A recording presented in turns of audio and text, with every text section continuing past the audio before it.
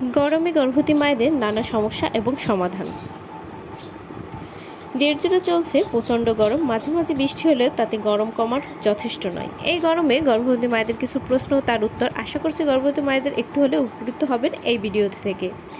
এই গরমে গর্ভবতী মায়েদের শরীরে কার্ডিয়াক আউটপুট বেড়ে যায় এবং তাদের শরীরে রক্ত সঞ্চালন বৃদ্ধি পায়, যার ফলে মাথা ঘুরে যায়, চোখ মুখ অন্ধকার হয়ে যায়, কেউ কেউ মাথা ঘুরে পড়েও যায়। এছাড়াও শ্বাসকষ্ট হয়।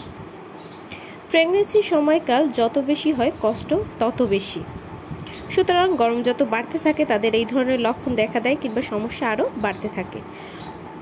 1 নম্বর প্রশ্ন। প্রথমেই হবু মায়ের মনে প্রশ্ন আসে, এর থেকে রক্ষা পাওয়ার উপায় কী? এর উত্তর হলো যতটা সম্ভব রোদে বের হওয়া যাবে না, বাড়ির বাইরে যেতে হলে ছাতা ব্যবহার করুন, সঙ্গে পানির বোতল রাখুন, পারলে লবণ চিনি দেওয়া ঠান্ডা পানি পান করুন এবং বাইরে গেলে সঙ্গে রাখুন, তবে ফ্রিজের খুব ঠান্ডা পানি একদম খাওয়া যাবে না। 2 নম্বর প্রশ্ন। অনেকের ধারণা থাকে প্রেগনেন্সিতে ডাবের পানি খাওয়া ঠিক নয়। এর উত্তর এটা একেবারেই ভুল ধারণা, যত বেশি ডাবের পানি খাওয়া যেতে পারে ততই ভালো। 3 নম্বর।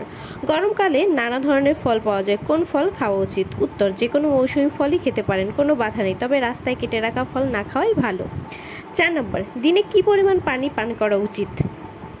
উত্তর সারাদিনে 3 লিটার পানি যথেষ্ট। সকালে ঘুম থেকে উঠে 1 লিটার, দুপুরে 1 লিটার, সন্ধ্যা 8টার মধ্যে বাকি 1 লিটার। 5 গরমে হবু মায়ের কি ইউরিন ইনফেকশনের কি প্রবণতা বাড়ে? উত্তর এটা খুবই প্রাসঙ্গিক কথা, অনেকেই ডাক্তারের কাছে যান পেটে ব্যথা ও ইউরিনের জ্বালা নিয়ে।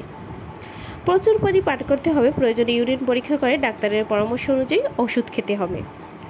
6 নম্বর প্রশ্ন। গরমে খাওয়া দাওয়া কেমন হবে? উত্তর হালকা এবং সহজে হজম হয় এমন খাবার খেতে হবে। 7 খেতে পারেন কি পারেন না? উত্তর ব্রেকফাস্টে মুড়ি রুটি, পাউরুটি, ফল, দুধ, ছানা, লাঞ্চে ভাত, রুটি, ডাল, সবজি, ডিম, মাছ, চিকেন, দই, ডিনারে ভাত, রুটি, সবজি, মাছ, চিকেন। সব খাবারই অল্প তেল মশলা দিয়ে রান্না করতে হবে, ভাজা পোড়া খাবারের সময় এড়িয়ে যেতে হবে। 8 গরমে অনেক গর্ভবতী মায়েরা কোষ্ঠকাঠিন্যে ভোগেন, এর থেকে কিভাবে মুক্তি পাওয়া যাবে?